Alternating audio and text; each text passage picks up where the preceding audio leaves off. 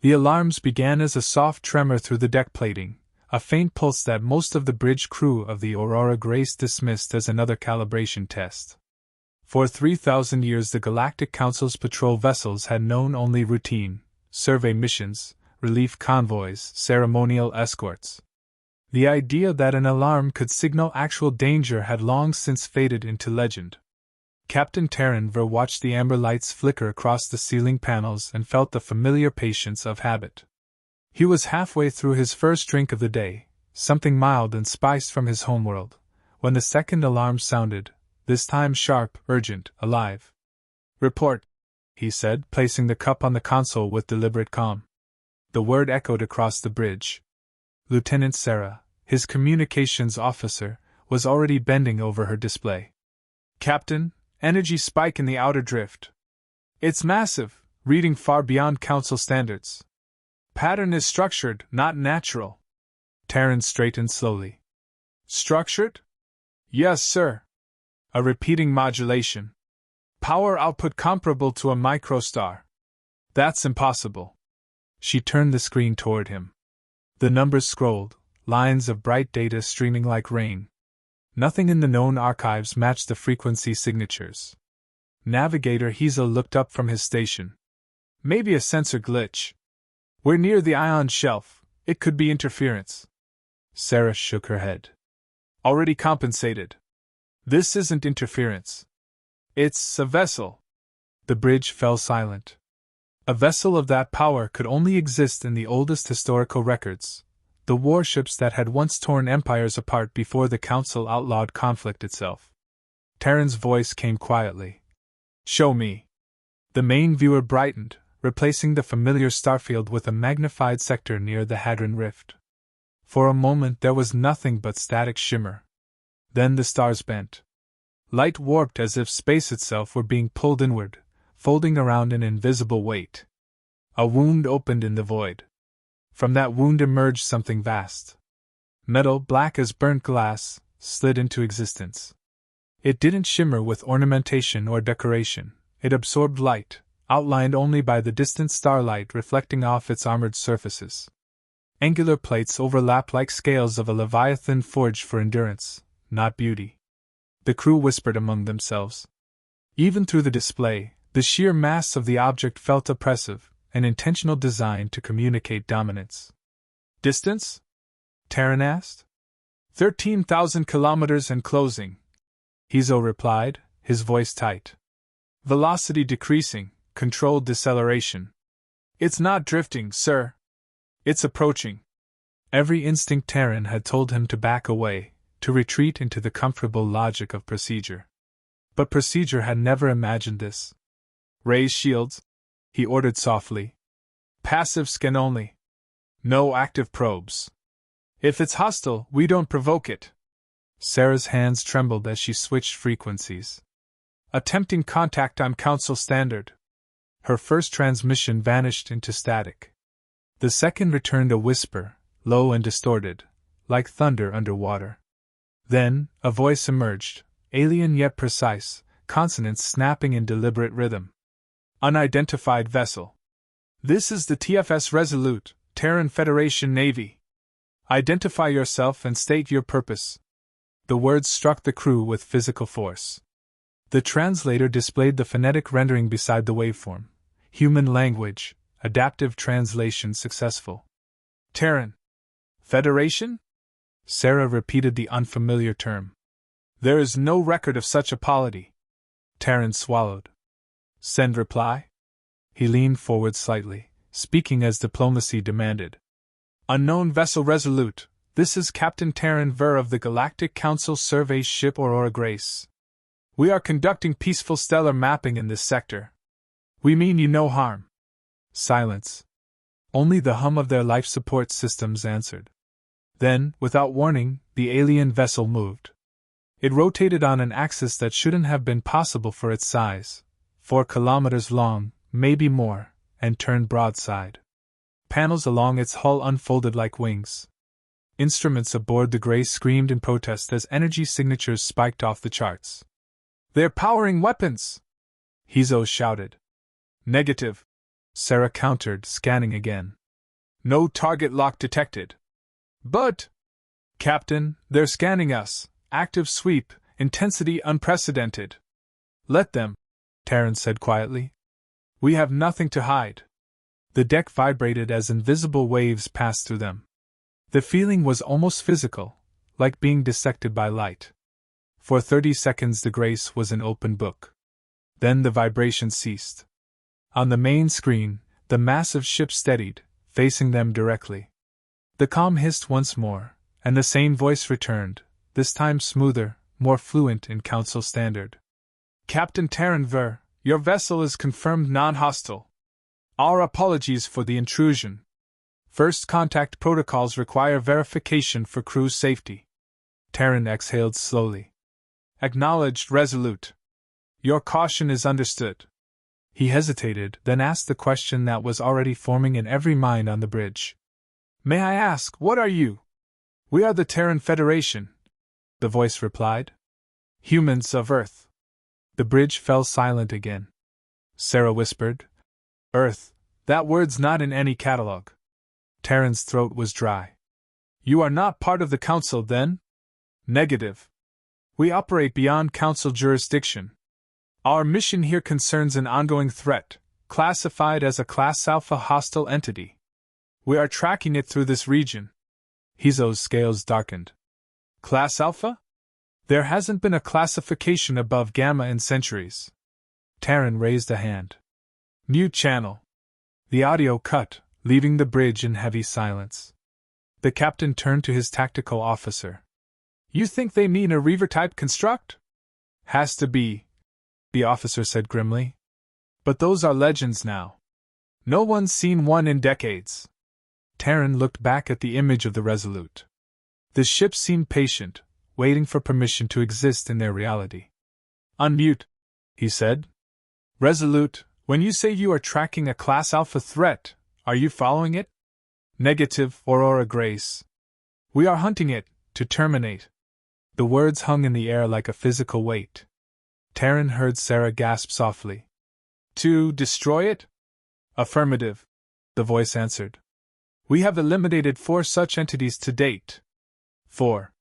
The number seemed absurd. Captain Ver, the voice continued.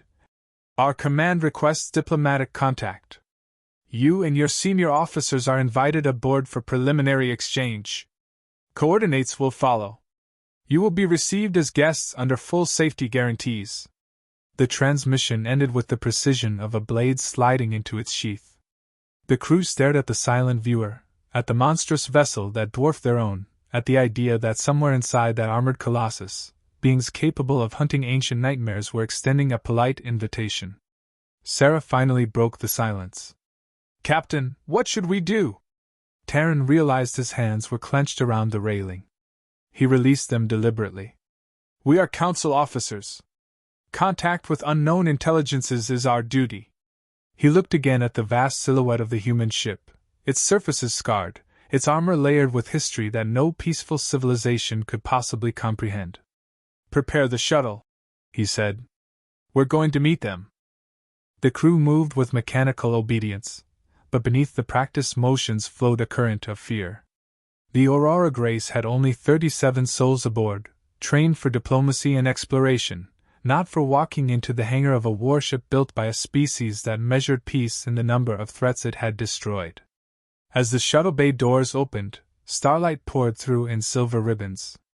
Beyond the shimmering shield barrier lay the dark giant waiting, its hull bristling with weapons that slept like predators at rest. Sarah paused at the threshold. Captain, what if they're lying? What if this is a trap?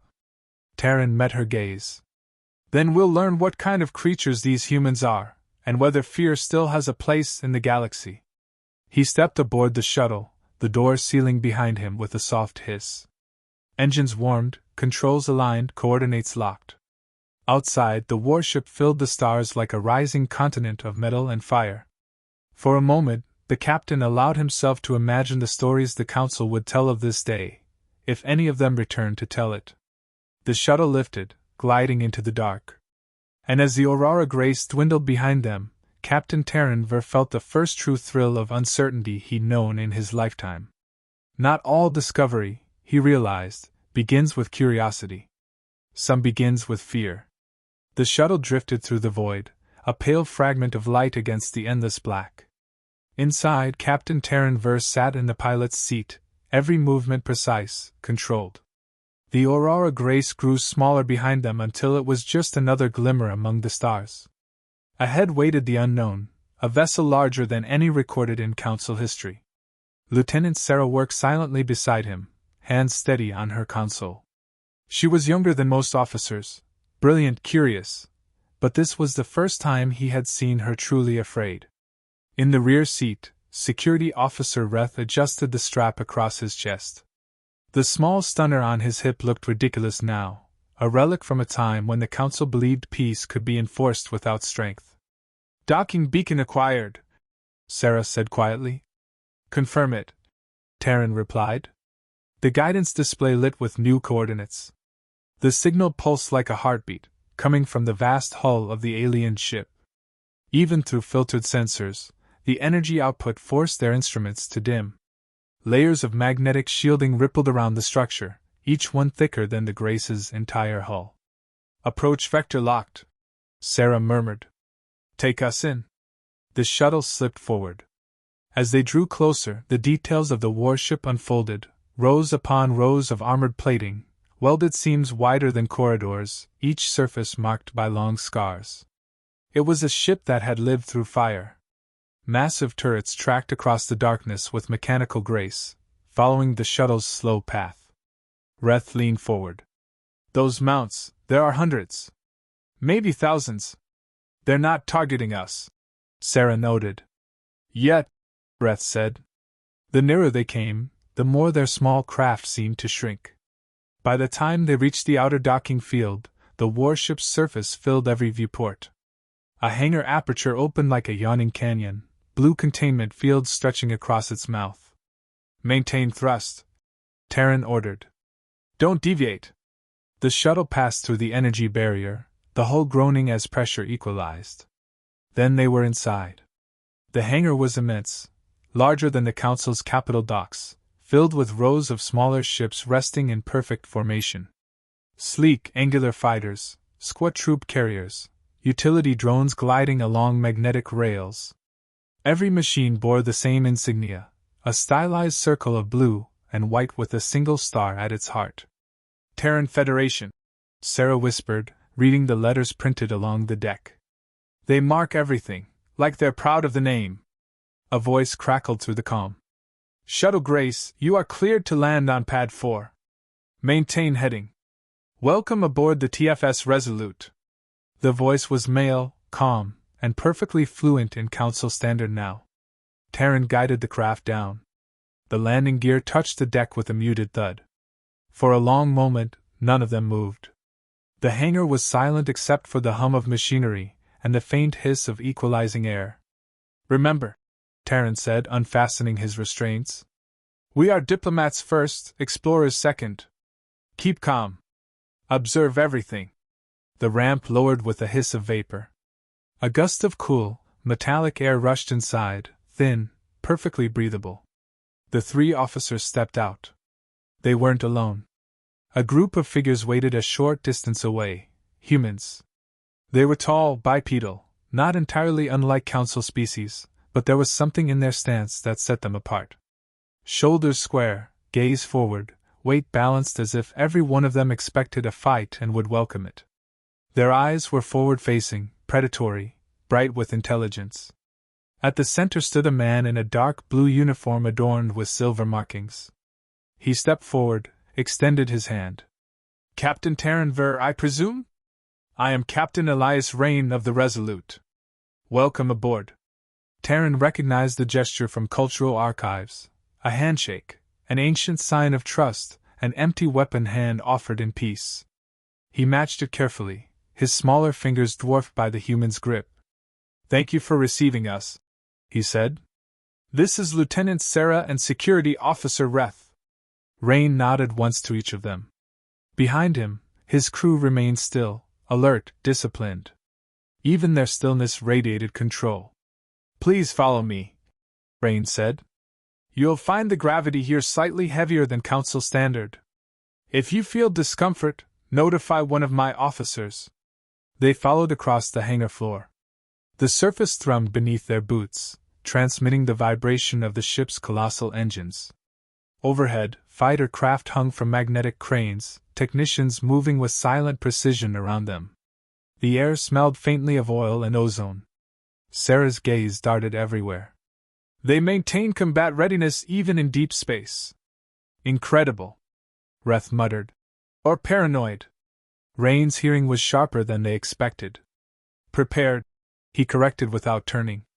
We've learned not to rely on optimism. They entered a corridor large enough to drive a shuttle through. Bulkheads reinforced with ribbed steel framed the passage. Lighting strips cast the cool white glow.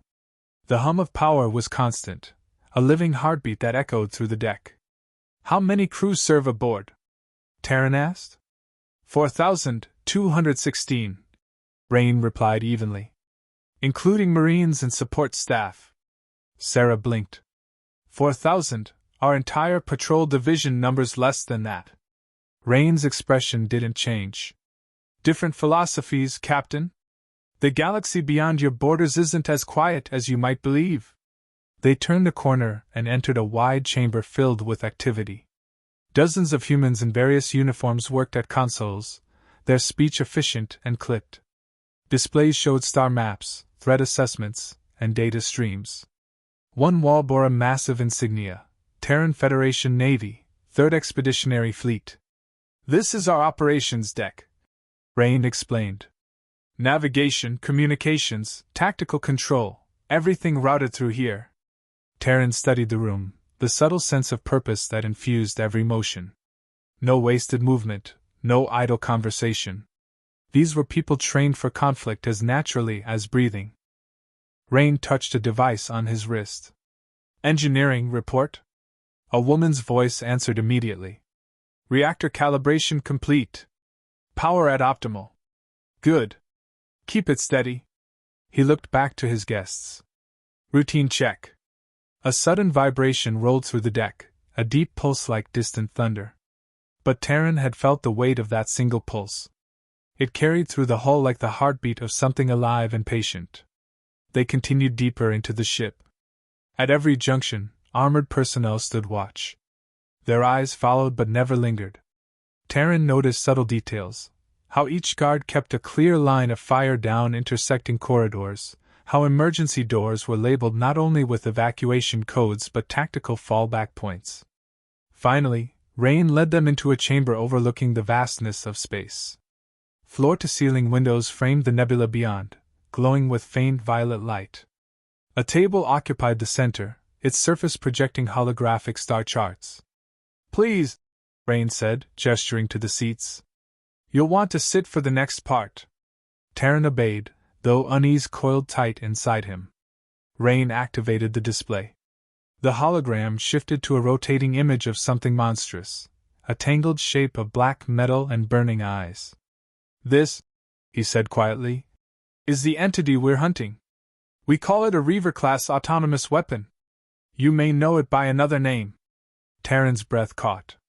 The image matched the restricted records of the ancient Void Reaver attacks, machines that had erased 17 colonies a decade ago. The Council had labeled them unstoppable and relied on evacuation as their only defense. You've encountered this thing? He asked. Destroyed 4. Rain corrected. We tracked a 5th to this sector. That's why the Resolute is here. Sarah stared at the projection, disbelief and fascination warring in her eyes. You can destroy them? The Council lost entire fleets trying. Rain's tone remained calm. The Council fought with hope. We fight with mathematics. He turned off the display. Our ancestors built weapons designed to end wars quickly. We've kept improving them ever since. Why? Terran asked. The Council abandoned that path long ago. We believed peace was evolution. Rain studied him for a long moment. Peace without strength is an invitation. The galaxy doesn't care what you believe, Captain. It only cares whether you can survive. The words carry no arrogance, only certainty, the kind born of hard lessons learned in blood. Another vibration trembled through the deck, lighter this time, followed by a tone from Rain's wrist device. He answered without hesitation. "Captain," a voice reported. "Long-range sensors confirm trace of the target. Within the nebula's outer veil." Rain's jaw tightened. "Understood. Maintain tracking. Weapons remain cold until confirmed visual." He turned back to Terran. "It appears you arrived at an interesting time. You're welcome to observe our engagement from the bridge. It may clarify who we are." Terran nodded slowly. "We accept your offer." Rain rose, the lines of his uniform catching the cold light from the window. "Then follow me, Captain Ver. You're about to see why humanity still remembers how to fight." They left the chamber together. The corridor lights shifted from white to amber, combat readiness alert. The ship around them seemed to change mood, not panicked, not frantic, but focused, like a predator that had finally scented its prey. As they approached the bridge, Terran felt gravity itself deepen. Every instinct told him to turn back, to run from what was coming. Yet curiosity held him fast. Beyond the final bulkhead, the doors parted, and the heart of the Resolute awaited them, alive with quiet thunder. The hunt was about to begin. The doors to the bridge opened with a deep metallic sigh. Captain Terran Ver stepped through and felt the air change. The Resolute's command center was nothing like the calm, minimalist bridges of Council vessels. Here, everything hummed with restrained power. The space was wide and layered, tiered stations curving toward a central chair where Captain Elias Rain sat already giving orders. "Status," Rain said. "Target confirmed within nebula. Range 30,000 clicks. Power readings consistent with a Reaver-class core." The humans moved like a single organism. No wasted words, no hesitation. Every officer had a task, and every task was done with precision that looked rehearsed by instinct. Terran, Sarah, and Reth stood near the rear, silent witnesses. No one pointed weapons at them, yet the presence of strength was everywhere, visible, undeniable. "Bring us to intercept vector," Rain commanded. "Maintain stealth profile until we're ready to strike." Navigation answered instantly. The Resolute turned, engines flaring with a controlled burst of blue-white light. The deck vibrated beneath their feet. Sarah whispered, "They fly this giant like it's a scout craft." Reth's eyes followed the tactical displays. "They've trained for war that never ended." Terran said nothing. He watched Rain's expression, focused, calm, detached from fear. He had seen council captains in ceremonial drills, proud of precision born from peace. This was different. The human command style wasn't polished, it was practiced survival. "Captain Rain," Terran said quietly, "may I ask a question before your engagement begins?" Rain nodded without looking away from his screens. "Ask. What compels your people to hunt these Reavers? They don't threaten your worlds." Rain's gaze flicked toward him, then returned to the main display. "They threaten life itself. We don't wait for threats to find us, Captain Ver. We go to them." Sarah murmured, "Preemptive defense. That's forbidden in Council doctrine." Rain almost smiled. "Doctrine is what civilizations write when they've forgotten danger. We haven't." He gestured toward the forward screen.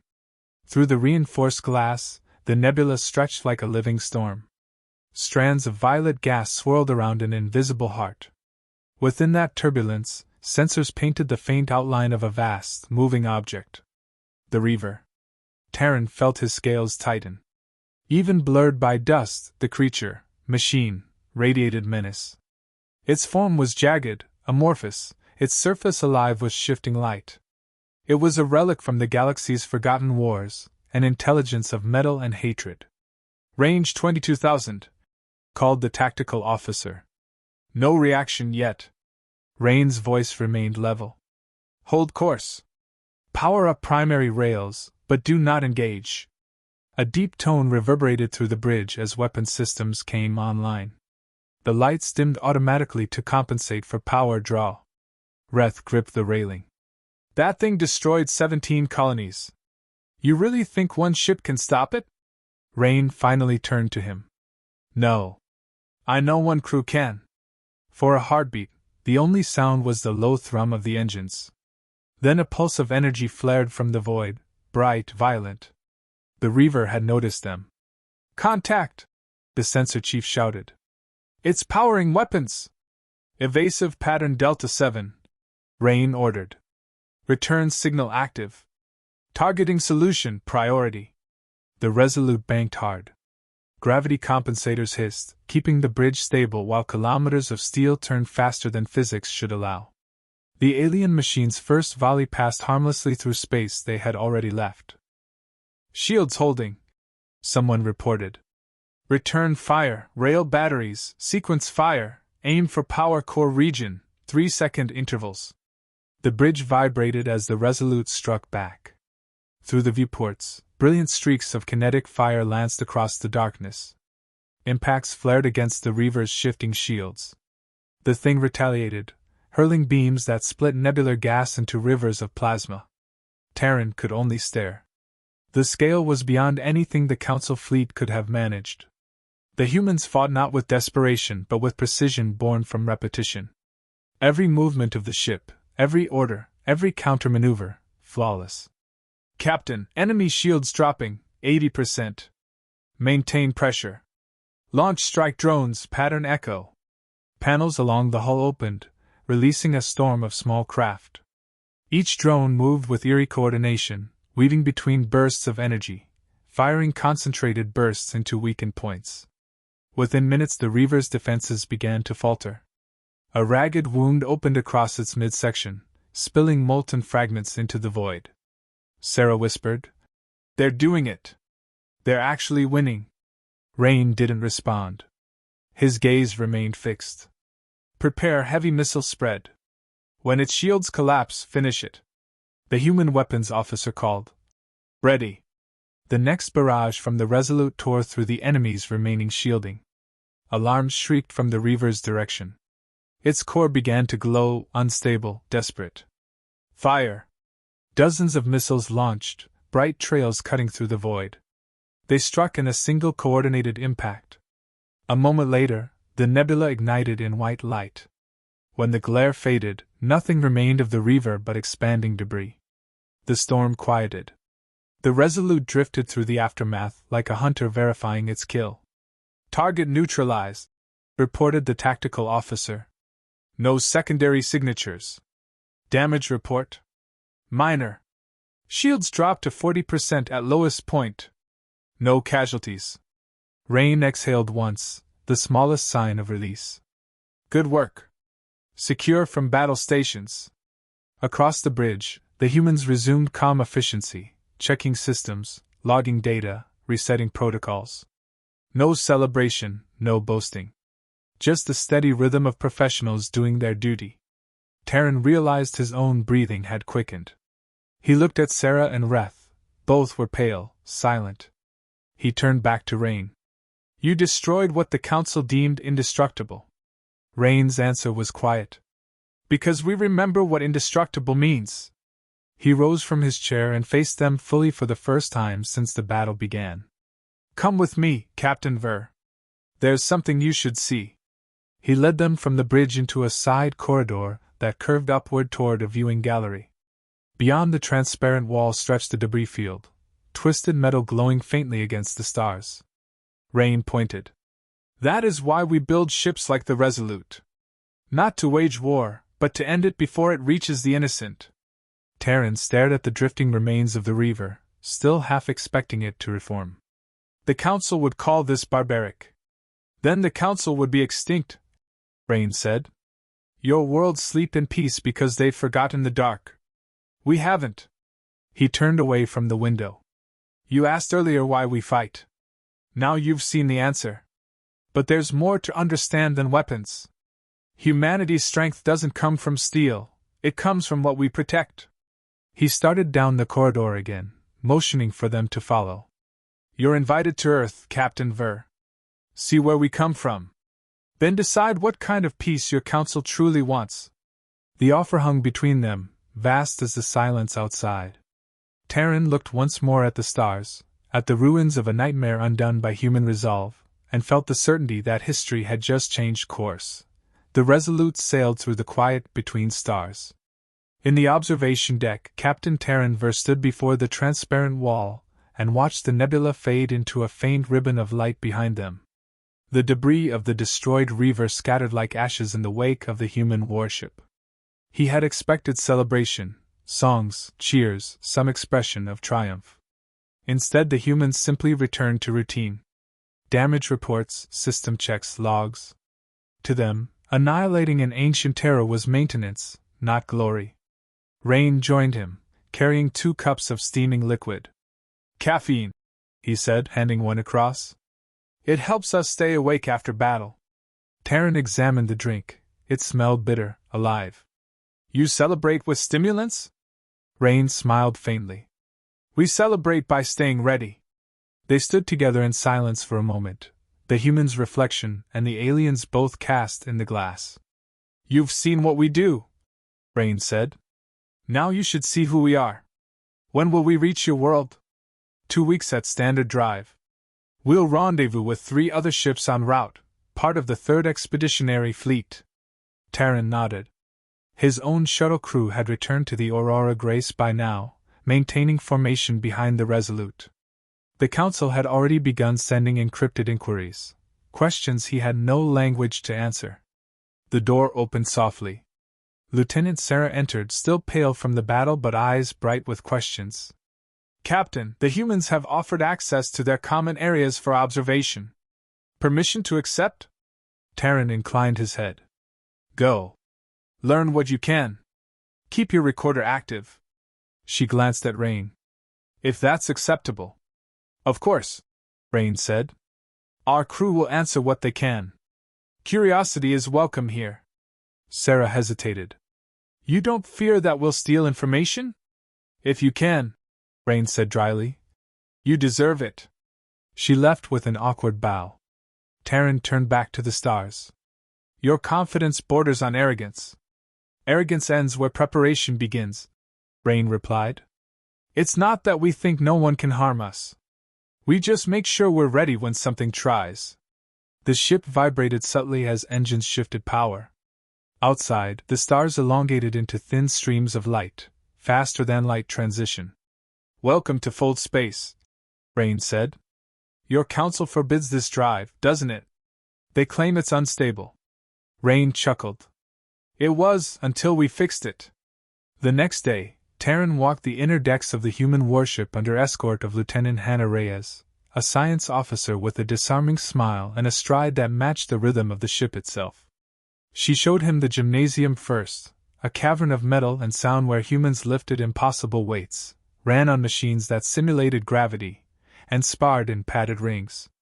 Sweat glistened on their skin. Laughter followed each fall. "You train constantly?" Terran asked. "Every day," Hannah said. "Body and mind. We can't control what's out there, but we can control this." She tapped her chest. He watched 2 soldiers exchange blows, fall, rise again. "Violence as discipline. Interesting." "Discipline first," she corrected. "Violence is just one of the things we learn to control." Next came engineering, a cathedral of machinery glowing with blue light. Reactor conduits pulsed beneath transparent shielding. Technicians monitored flows of antimatter like priests tending sacred fire. "Our main drive could power a city for decades," Hannah said proudly. "Or turn one into dust in seconds. Depends who's using it." Terran paused by the observation railing. "The Council would never allow such dual purpose." "Then the Council has forgotten reality," Hannah said. "Every tool is a weapon in the right hands. Peace depends on who holds it." Her tone wasn't defiant, just honest. That honesty unsettled him more than any threat could have. They finished the tour in the ship's arboretum, a ring of greenery under simulated daylight. Plants from Earth grew in neat rows, tended by quiet crew. The scent of soil surprised him. "You grow food here?"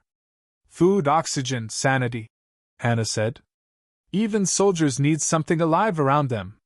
Terran touched one of the leaves carefully. It felt soft, fragile, yet stubborn. Your world must be beautiful. It is, she said. Beautiful, dangerous, and ours. Days passed.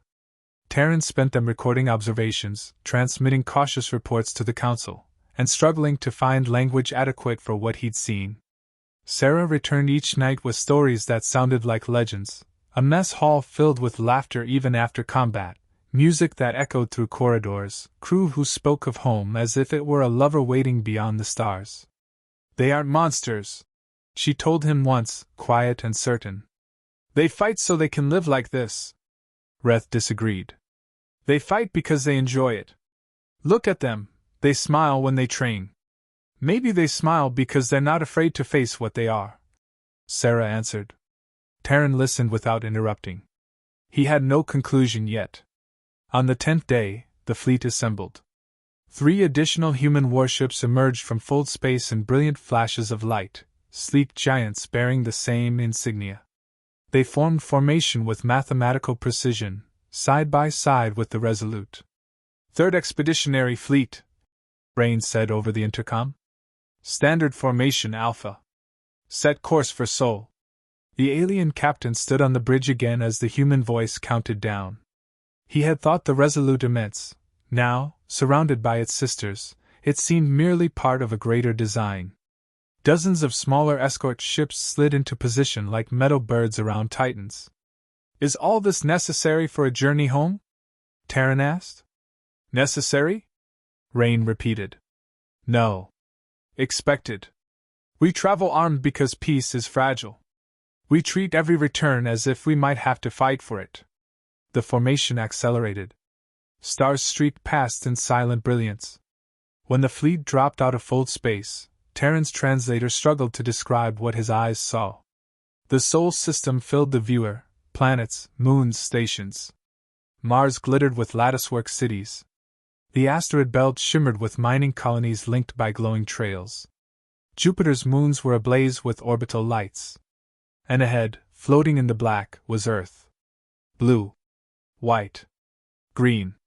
A world that looked alive in a way no engineered council habitat ever could. Your home, Terran whispered. Our cradle and our crucible, Rain said. Every species has a beginning. Ours tried to kill us 1,000 times and failed. We learned from it. The comm crackled with traffic, docking instructions, fleet status, orbital defense acknowledgements. Hundreds of warships orbited the planet, forming a shimmering net of protection. Sarah pressed her hands to the glass. There are so many ships. Home defense fleet, Rain said simply. The others are elsewhere. Terran stared at the planetary surface, oceans glittering, storms swirling like living spirits, continents dense with light. It was overwhelming, chaotic, magnificent. Prepare landing coordinates, Rain ordered his crew. Then to Terran. Command has approved surface reception. President Yunji herself will meet you. You'll see what humanity truly guards. Terran turned to his officers. Ready the shuttle. He hesitated only once, glancing again at the endless armada above the blue world. A civilization that remembered how to fight, and had built paradise beneath the shadow of its weapons. The shuttle cut through the upper atmosphere like a streak of silver fire. Below stretched the cradle of humanity, vast oceans that glimmered beneath a sun older than any empire, continents wrapped in green and gold, clouds curling in slow, perfect spirals. Captain Terranver gripped the edge of his seat, eyes wide. The sensation of entering an atmosphere was familiar, but the view was not. His homeworld was tidy, engineered. This world was wild and alive. Lieutenant Sarah sat beside him, her breath fogging the viewport. It's chaotic, she murmured. Rain smiled faintly from the pilot's chair. That's one word for it. We prefer home.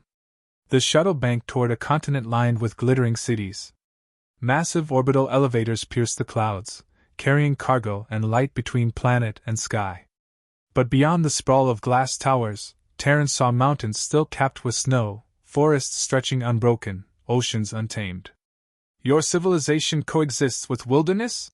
He asked. We don't coexist, Rain said. We earned the right to keep both. The shuttle descended through thin cloud. A wide plateau came into view, occupied by a single structure, a ring of towers surrounding a central dome of white stone. A landing field shimmered beside it, guarded by lines of armored soldiers standing in perfect formation. Presidential Complex, Geneva Sector, Rain said. We'll disembark there. The shuttle touched down with a soft thud. As the ramp lowered, warm air rushed in, carrying scents unfamiliar to Terran: salt, soil, distant rain. It smelled like a world that remembered struggle. Human guards waited at the base of the ramp. Their uniforms bore no weapons visible, yet Terran had no illusion they were unarmed. At their center stood a woman in a dark gray suit, her posture regal but unpretentious. Her eyes, sharp, assessing, met his as he stepped down. Captain Terran Ver, Rain said formally. Allow me to present President Yunji of the Terran Federation. Terran inclined his head. Madam President, on behalf of the Galactic Council, I thank you for your welcome. Welcome, Yunji said. Her voice carried the calm authority of someone used to command. Your arrival marks a moment long overdue. Please walk with me. They crossed a pathway lined with transparent panels displaying images, scenes from human history.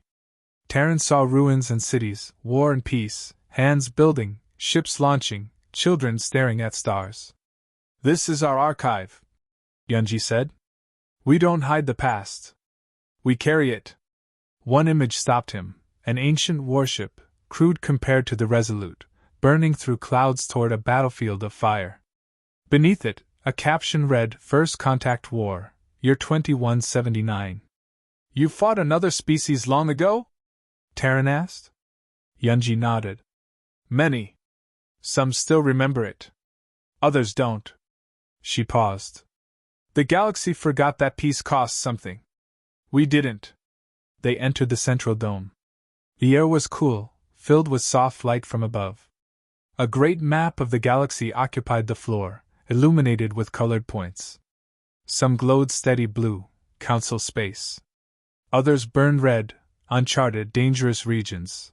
Yunji stopped at the center. You've seen our strength. Now understand our purpose.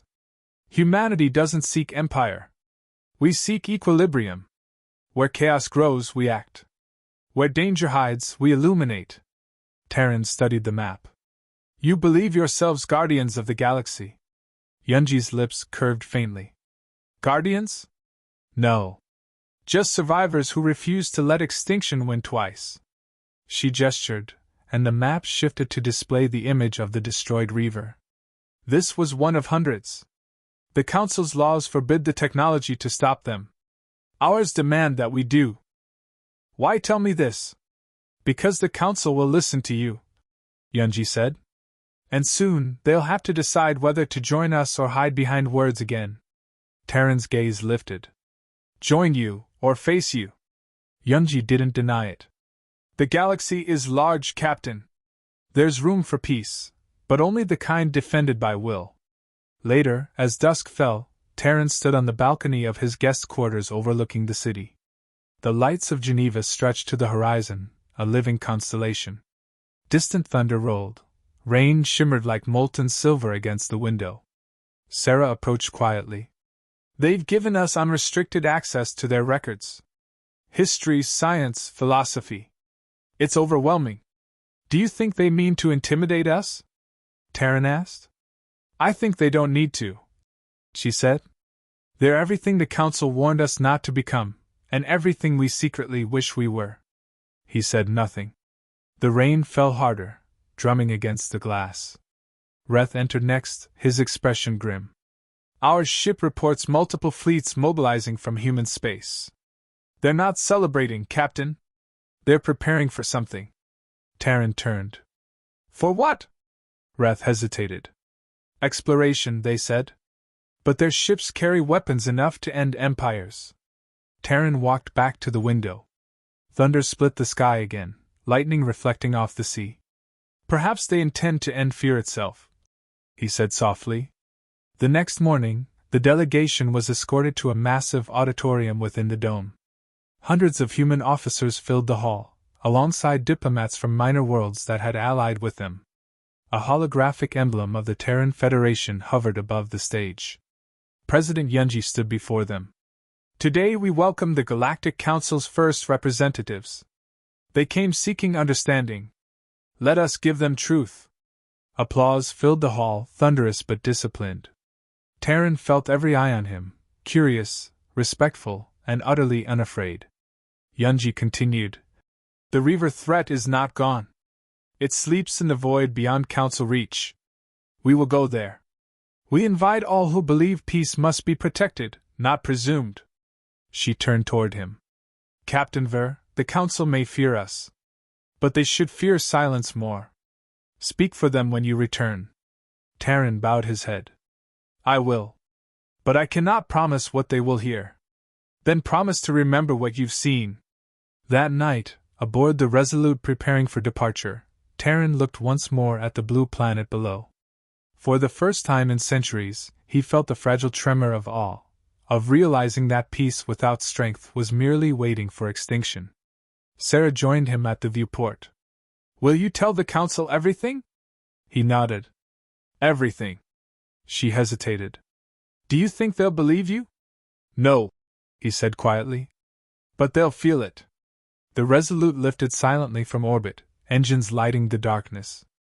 Below, Earth turned in peace guarded by its warships. Above, the stars waited, vast, ancient, and watching. The Aurora Grace emerged from fold space above the council capital like a ghost returned from legend. Traffic controllers scrambled to clear approach lanes. No one had expected the survey vessel to return escorted by a Terran warship. The Resolute hung in orbit, silent and still, a mountain of metal watching a city of glass. Captain Terran Ver stared down at the planet that had once felt like the center of civilization. It looked smaller now, fragile, complacent, beautiful in its naivety. He'd left as a servant of peace. He'd returned carrying the echo of thunder. Transmit docking request, he ordered. Sarah's voice was steady. Council command acknowledges. We're to report immediately. He glanced at the viewport once more. Let's show them what we've seen. The council chamber was a dome of light and silence. Hundreds of delegates filled the tiers, each species adorned in colors of their worlds, each face a study in confidence.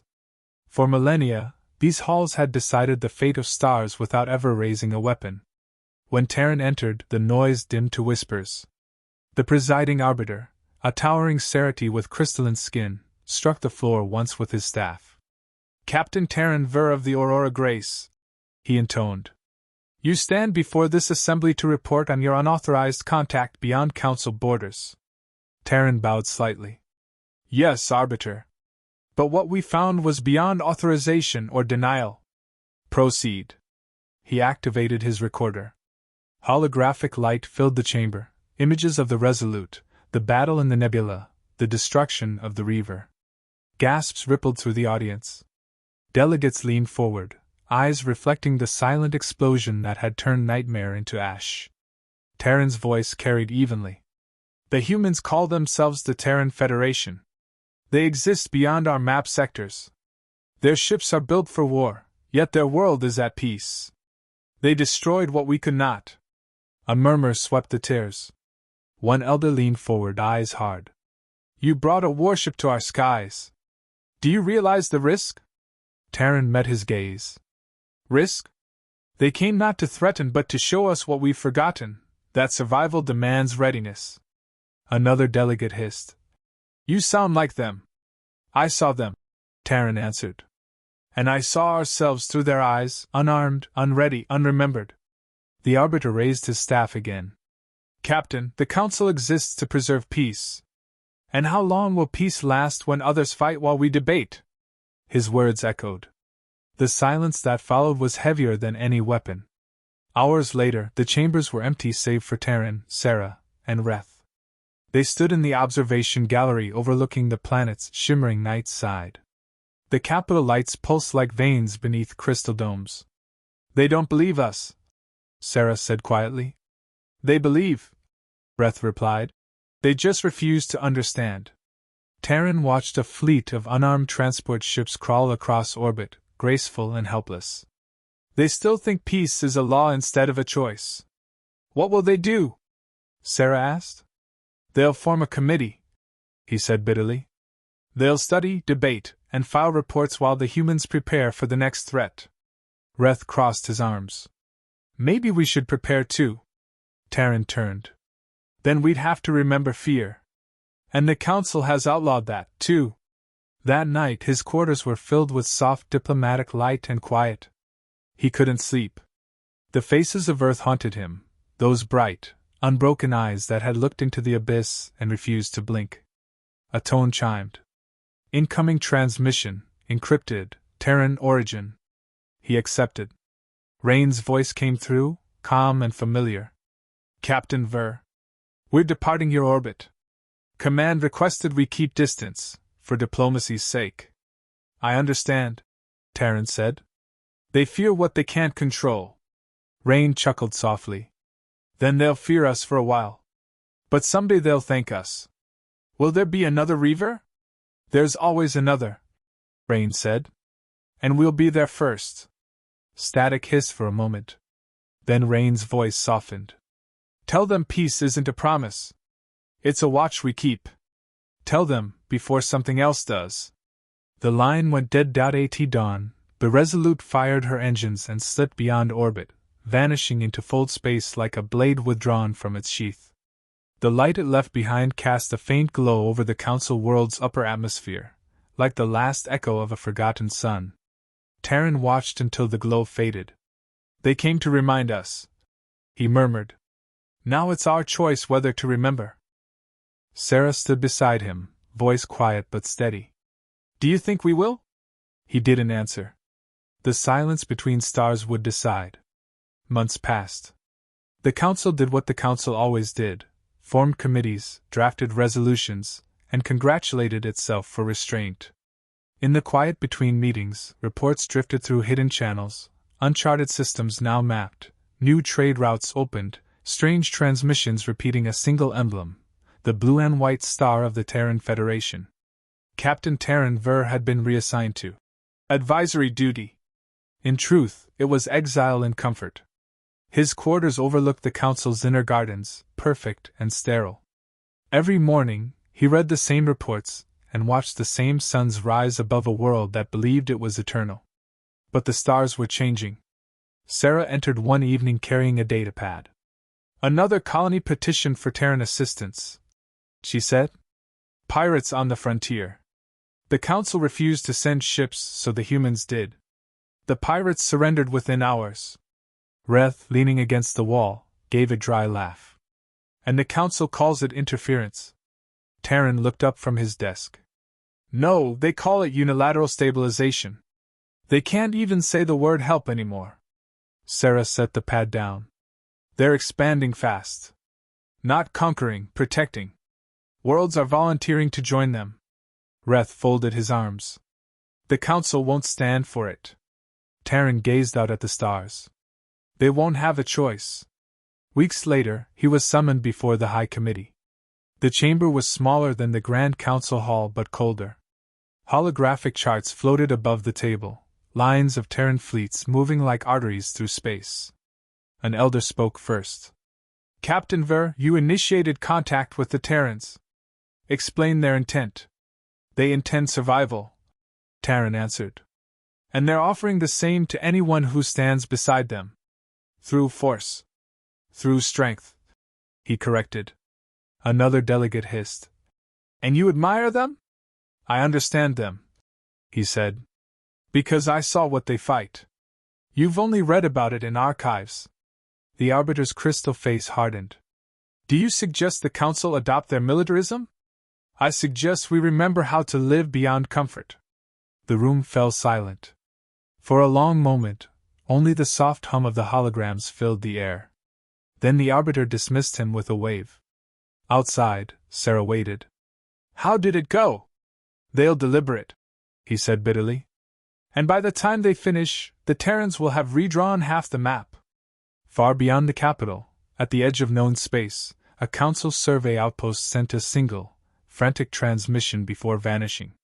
The signal reached Terran first, routed through Terran channels.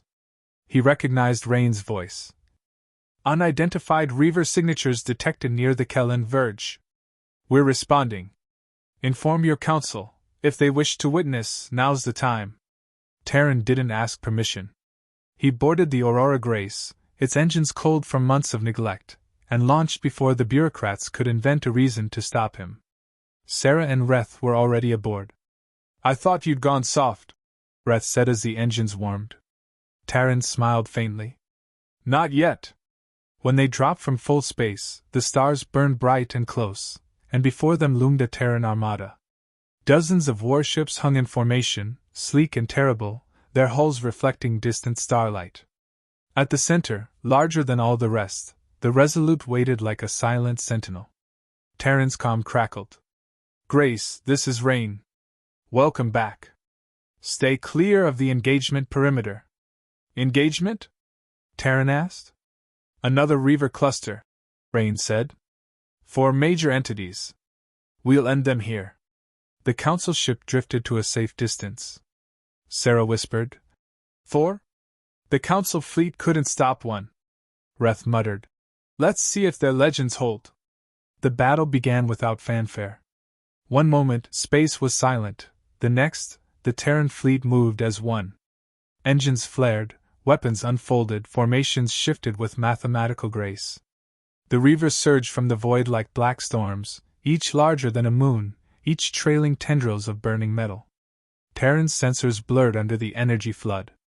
Through the glare he saw human ships weaving patterns of light, interlocking fields, coordinated strikes, sacrifices measured and reclaimed. It wasn't war. It was choreography. Hours later, the void was quiet again. The Reavers were gone, nothing left but cooling fragments drifting through starlight. The Resolute called once more. Rain's voice was tired but calm. It's done. We'll secure the field and move on. Terran stared at the silent debris. You destroyed 4 in one battle. Correction, Rain said. We destroyed 4. You came back to witness. That matters. Static filled the line before the transmission ended. When the Grace returned to Council space, it brought proof, recordings, data, and the undeniable truth that humanity now guarded the frontier. But instead of gratitude, the Council responded with fear. Official decrees labeled the Terrans a strategic anomaly. Ambassadors argued over definitions of sovereignty. Some worlds quietly defected. Others prepared for war they couldn't win.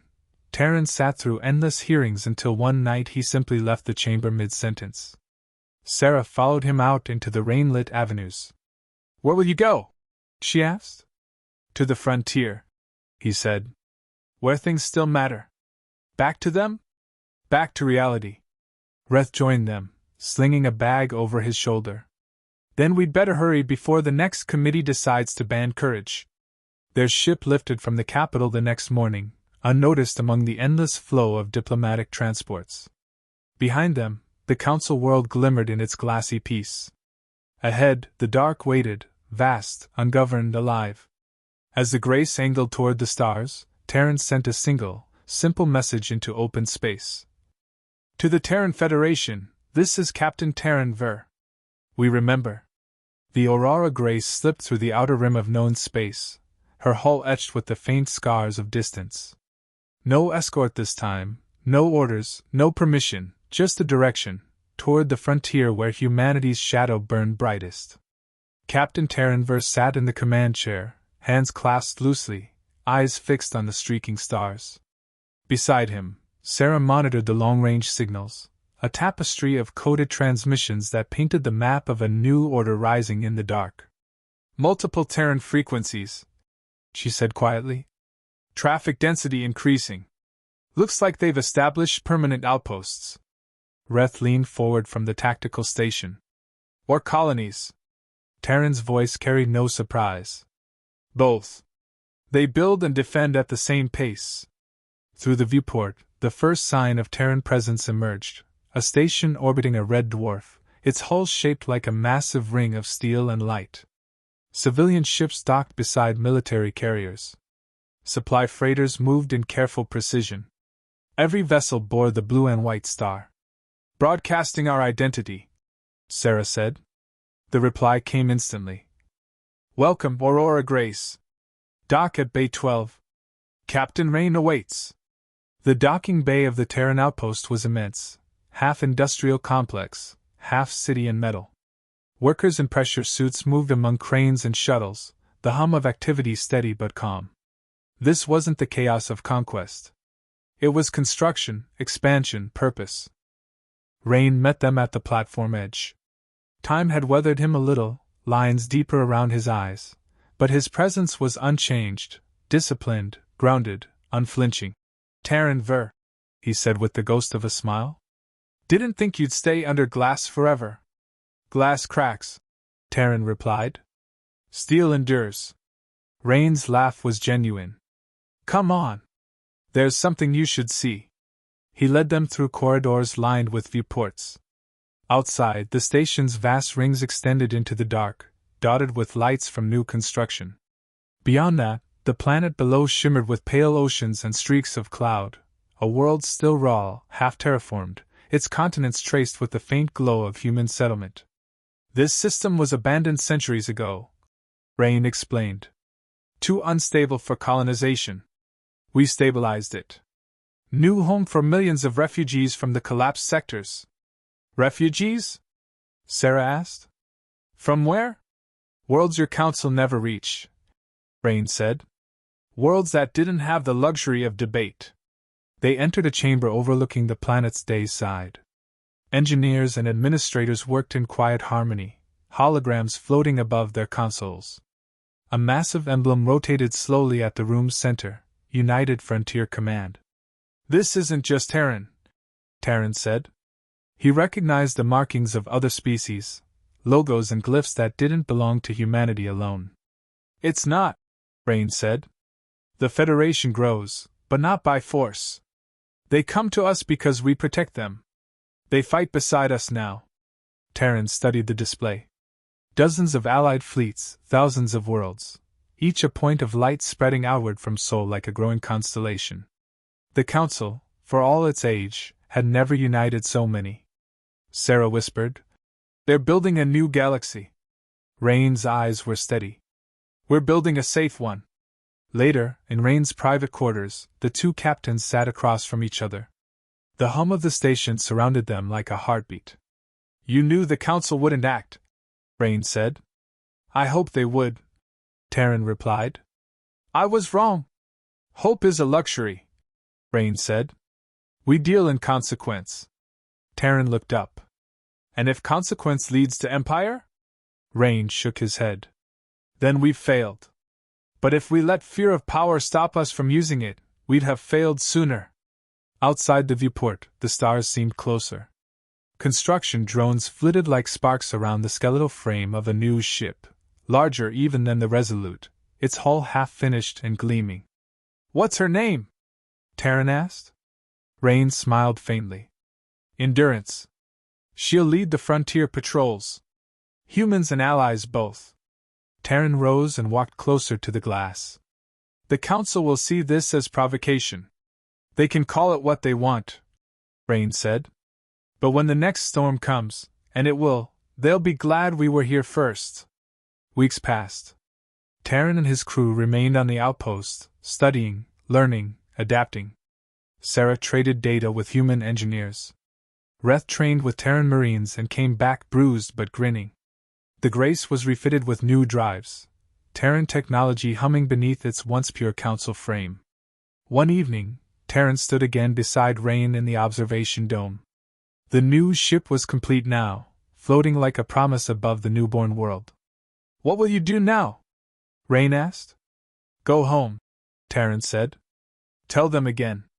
Not what I've seen, what's coming. You think they'll listen this time? They won't have a choice forever. Rain nodded. Then go, Captain. But remember, you're always welcome among us. The Federation doesn't forget its witnesses. Terran extended his hand. The human clasped it firmly, the same gesture that had begun it all. When the Aurora Grace departed, the station's lights dimmed behind them. Ahead lay the long path back to the Council, back to the silence of bureaucracy, and the slow grind of politics. But this time, Terran carried something more dangerous than reports. He carried belief. The Council greeted his return with confusion and fear. The Terrans had advanced farther than anyone imagined, protecting colonies, repelling Reaver remnants, stabilizing trade. Even their critics spoke their name with reluctant respect. Terran delivered his final words to the assembly. You can ignore their methods. You can question their motives. But you cannot deny the results. Humanity remembers the cost of peace. We would do well to remember with them. For the first time in generations, the chamber did not respond with applause. Only silence. Outside, through the glass roof, the stars shone brighter than he remembered. One of them, a faint blue spark, was Sol. That night, standing on the balcony of his quarters, Terran looked up and smiled faintly. The transmission channels buzzed quietly, endless chatter across civilizations. Somewhere out there, humans were building, defending, teaching others to stand unafraid. Sarah joined him, eyes soft with wonder. Do you think they'll ever stop? He shook his head. No. They've seen too much to rest. Reth's voice came from behind them, half amused, half proud. Then maybe that's what peace really is, never stopping. Terran nodded slowly. Maybe it is. Far beyond the Council's reach, in the dark between galaxies, the Endurance cruised through the void. Her hull bore no scars, only stars reflected in her armor. Inside, human and alien officers worked side by side, their voices calm, their eyes forward. A soft transmission pulsed through the network, a message repeated across every allied world, in every language simple and clear. Peace is not a dream. It's a duty. And somewhere deep in the black, where light had never reached, something ancient stirred once more. The Terran Federation turned toward the signal, engines burning bright. The next storm was coming. And humanity was already awake.